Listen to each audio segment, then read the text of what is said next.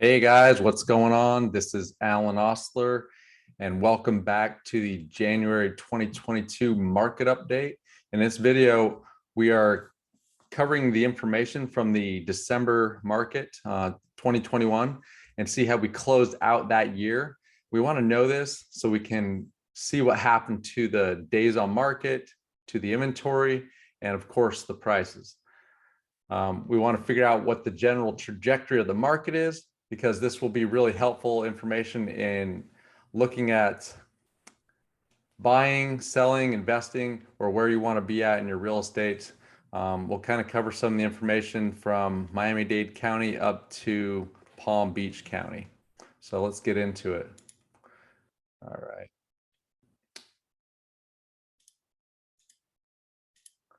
Okay, so kind of you can see here the number of listings that we've had in 2021 has continued to have a steady decrease, while the listing price has had a steady increase. New listings also dropping, less people listing their homes. But the thing that I want to point out the most is that we've got a absorption rate that's dropped from a year ago all the way from 5 months down to about 2+ months. And people are getting about 97 to 98% of the price that they want to get when they list that house. So if you're one of those people who are looking to relocate here or to buy or sell, it's important to know that we're playing in this market on a day-to-day basis. And as the inventory becomes available, then you can go and make an offer on that property. And it's something that you need to be cognitive of what's happening on a day-to-day basis, because if there's a property out there that's for sale and it gets listed, usually by the next day it's off the market and under contract. And you can kind of see that here in the days on market.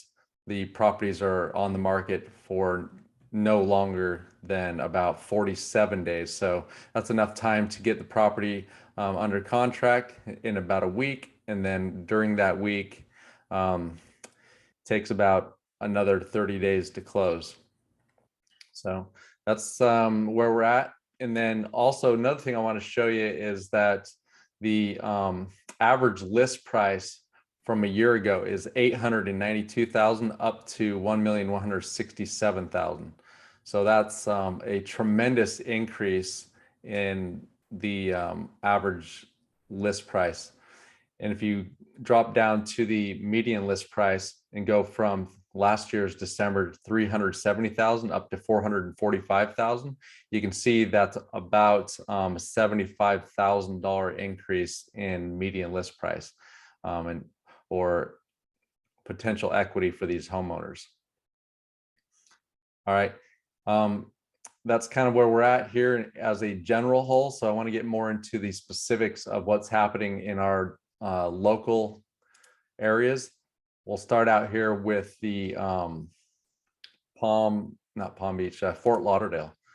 So Fort Lauderdale, we've had last year about 3,000 listings, and we're down here to approximately half of what it was from just a year ago, the amount of inventory that's out in the marketplace. As the inventory dropped, the listing price has gone up,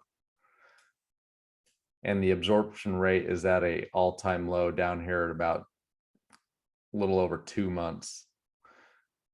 Sold to list ratios at about 97%, which means if you're making an offer on a property, you want to be aware that you need to come in around full asking price or within 3% of their seller's asking price if you want to have the ability to purchase the property.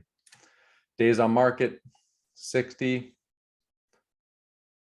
You can see here that our price volume in Fort Lauderdale area has kind of gone sideways, which means that as we do have less inventory, there's still demand for that inventory. And as prices go up, it kind of flatlines the amount of volume.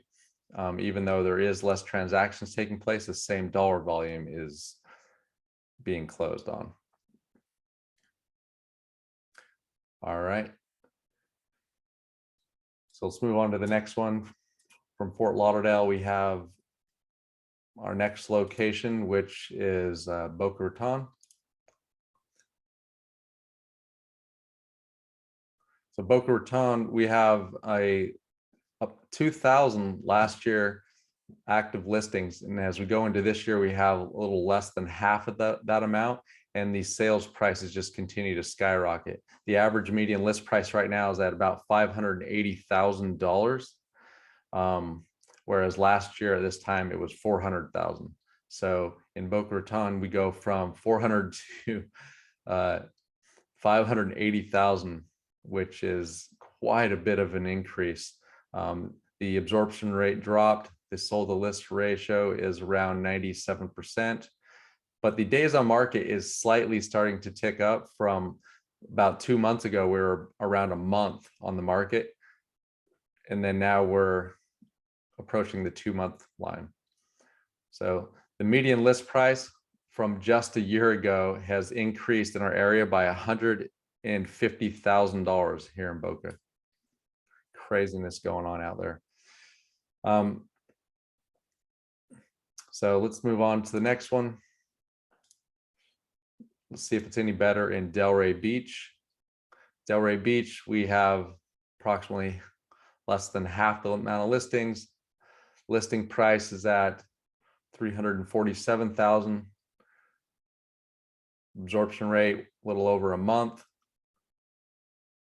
Days on market is around 32. So days on market less than Boca. The price, the volume is kind of declining. So the amount of transaction taking place is becoming less and less.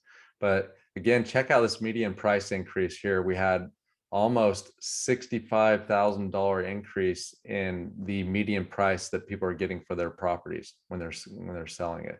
So that's on par with the average in the country, which was 57,000.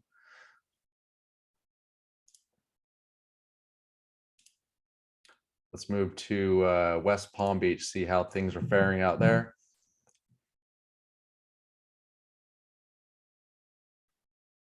Take a second to load here. Wow. All right, so we went from last year's West Palm Beach listings of 1,746 and dropped that down to around 813. So a little around halfway mark there. The listing price up at 295,000, which is a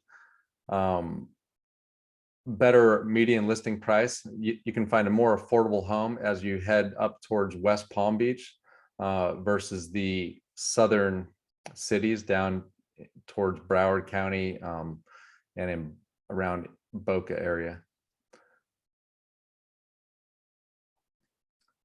But still, we had a significant bump in price from 234,000 in West Palm Beach up to 295,000. So that increase is really significant. It's kind of mind-boggling, really, to see how much things are jumping. All right, our last one here on the list is Pompano. Pompano listings dropped from 1,100 down to 547, and the listing prices have gone up to a median of 325,000. We've got around 2 months supply in the market, and people are paying 98% of the list ratio. So median list price, you can plan on paying around 300,000. And of the different cities that we've shown so far, you can see that we had less of a less amount of appreciation in this market. So we've only had around 35,000, which is less than any of the other averages in markets that we've shown so far.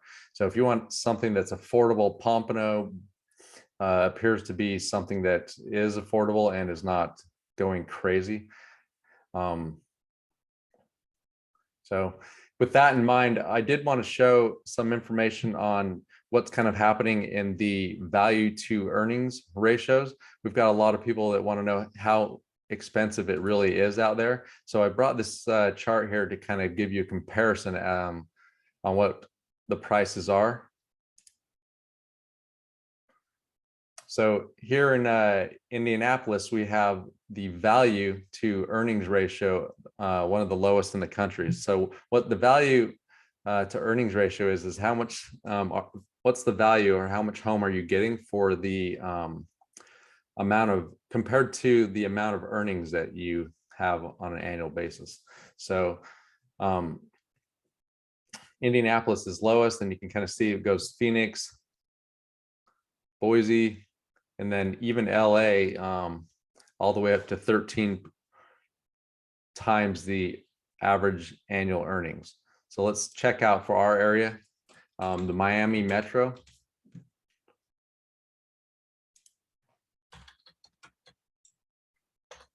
Come on.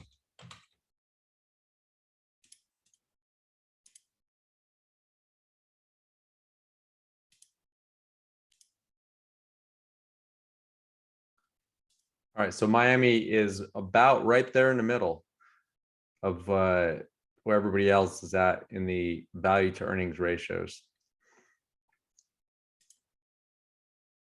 So the value of a home is about 7.8 times the annual earnings in Miami.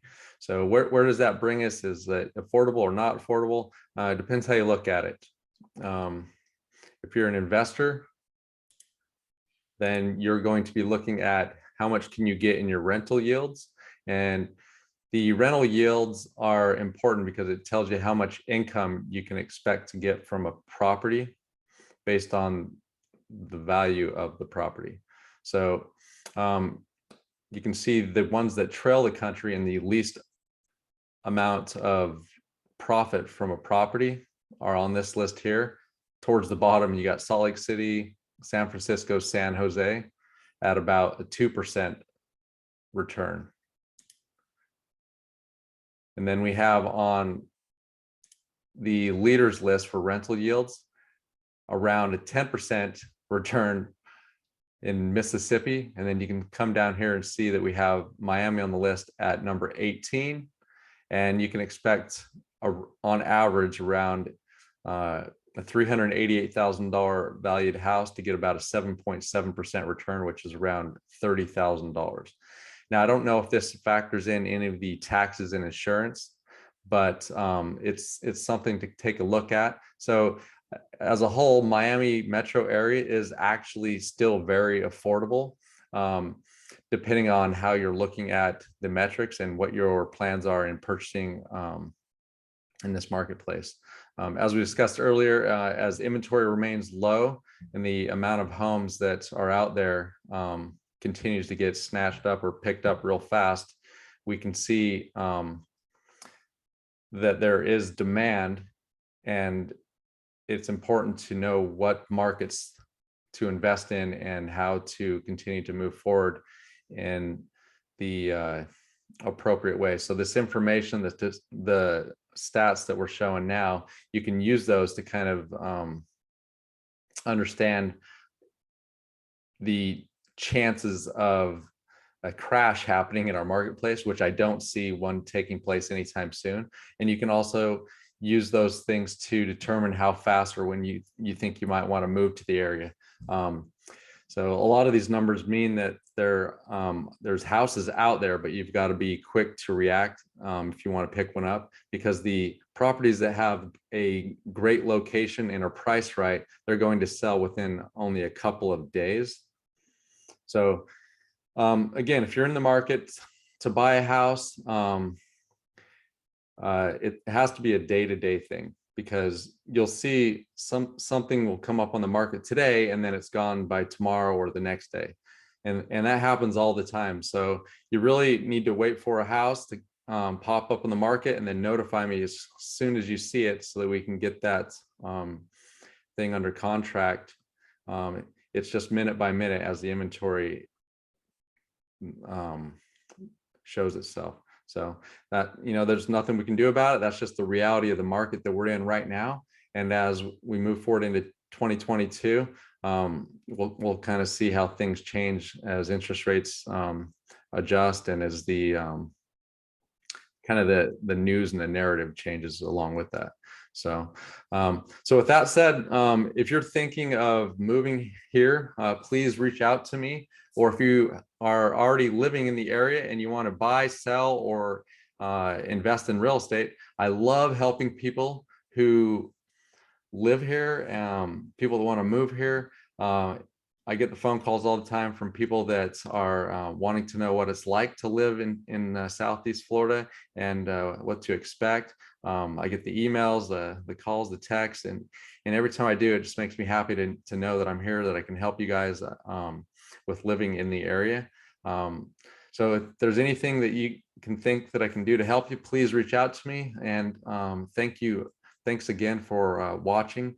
Please give me a thumbs up on this video if you've liked it, some of this information that I've shared, and stay in touch with me. Subscribe, join the Facebook group, because there's going to be some very big things that happen this year, and I'll keep you informed and abreast of everything that takes place as soon as it does. So, hey, this is Allan Ostler signing out with Ask Realty Pro, and make it a great new year.